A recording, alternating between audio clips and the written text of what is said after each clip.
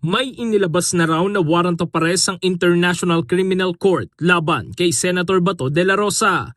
Natanggap na umano ng Interpol ang warrant at nasa Pilipinas na rin ang mga kinatawan nito. Kaugnay ito sa madugong kampanya kontra droga ng administrasyon ni dating Pangulong Rodrigo Duterte. Si De La Rosa, na dating hepe ng PNP sa ilalim ng Duterte administration, ay tinukoy ng ICC bilang isa sa mga umano'y co-perpetrator sa war on drugs ng dating Pangulo.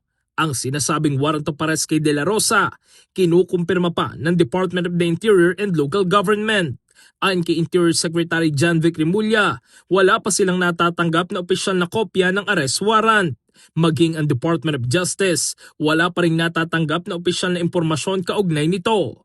Sinabi pa ni Remulla na hanggat wala siyang nakikitang opisyal na dokumento, maituturing niya itong hearsay o hindi pa kumpirmadong impormasyon. Pero naghahanda na ang DILG ng 10,000 personal task force para sa posibleng dragnet operations sakaling mailabas ang warrant laban sa senador. Dagdag pa niya, kasalukuyang nasa Davao Region umano si De La Rosa. Samantala, sinabi ng legal counsel ni Senator Bato na si Attorney Israelito Torion na wala pa silang natatanggap na kopya ng warrant mula sa ICC. Hinimok naman ni Torion ang gobyerno na maglabas ng formal na pahayag kung may umiiral na kautusan na dumaan sa proseso ng mga korte sa Pilipinas. Sa ngayon, wala pang opisyal na pahayag si Senator De La Rosa kaugnay sa usapin.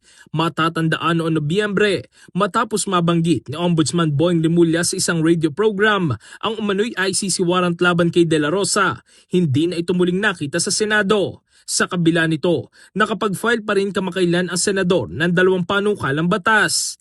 May mga ulat din na posibleng dumalo si De La Rosa sa sesyon ng Senado sa Lunes alas 3 ng hapon.